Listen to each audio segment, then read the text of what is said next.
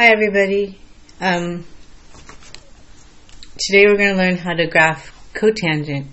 The reason why I wanted you to graph sine and cosine and tangent is to make sure you're up to speed with what we've been doing, because today we're going to learn how to graph cotangent.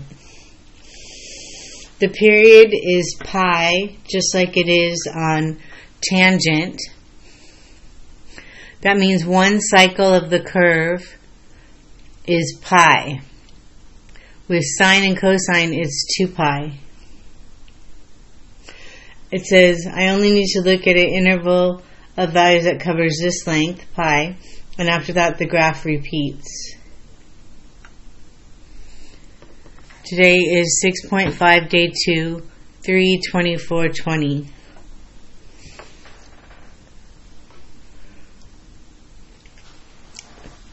So, the way I graph it is, I know it's different than tangent because there's an asymptote at 0. So you draw an asymptote and you write x equals 0. Most of you on your quizzes didn't label the asymptote. So at the bottom underneath, you write x equals 0 or x equals 2 pi or whatever the asymptotes are. You have to label the asymptotes. And then, because at 0 it's undefined. Because it's x over y for tangent. And at 0, it's 1 over 0. So it's undefined. The next asymptote would be at pi. So we're going to do x equals pi. I'm going to do 2 periods. So on your quiz I asked you to do 2 periods and some people only did 1 period. Negative pi. For pi over 4, it's 1. So it's pi over 4, 1. I'm going to skip the intermediate values because we don't really use those very much when we're graphing tangent and cotangent. We use the nice values like pi over 4, 1.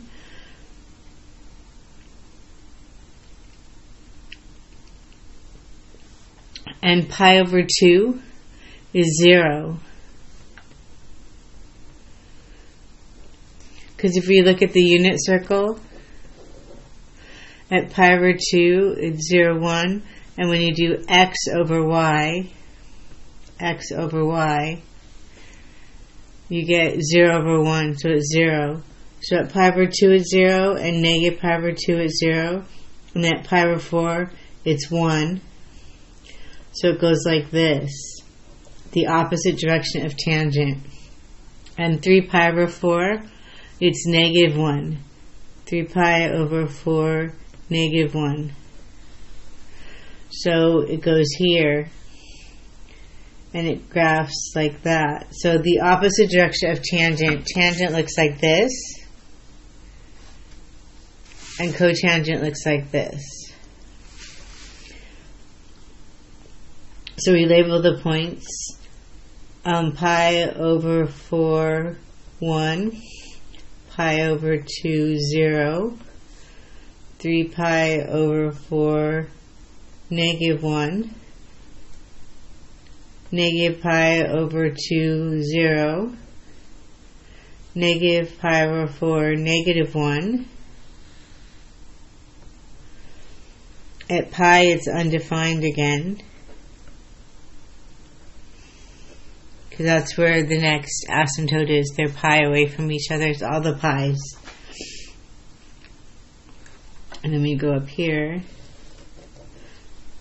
And this is negative pi over 4, negative 1. This is at negative 3 pi over 4, 1. But we only need 5 points on the graph. So that's what our cotangent graph looks like. The domain is x such that x is not equal to pi k, where k is an element of z, the integers. K is an integer, so it's just pi k, 0 k, 0 pi, 1 pi, 2 pi, 3 pi, negative 1 pi. It's pi all the pi's where k is an element of z is the integers.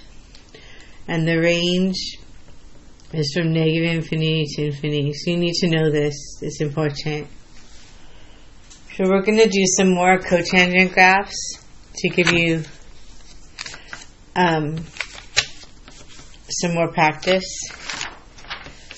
First, we're going to show you tangent and cotangent and how they're different.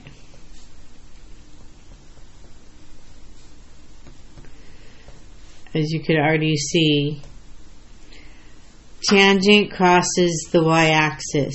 So if this is the y-axis right here, tangent has 0, 0 as one of the points. So it goes like this, and it goes like this, and this is x equals pi over 2, and x equals negative pi over 2. You take the pi, which is the period, and you cut it in half, and half goes on one side and half goes on the other side. So tangent looks like this shape, and it crosses the y-axis. That's how you know that it's tangent. For cotangent, 0 is one of the asymptotes. So x equals 0 is one of the asymptotes, and it goes the other direction.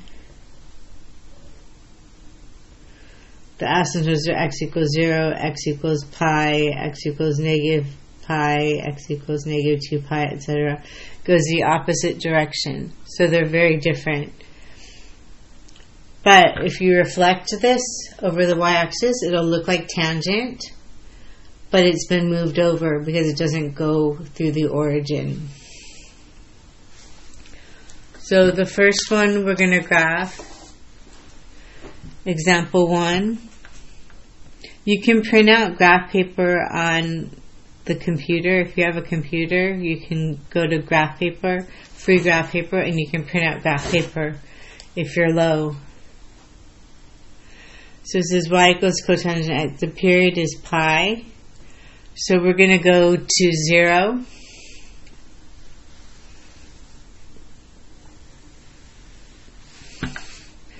X equals 0 is one of our asymptotes.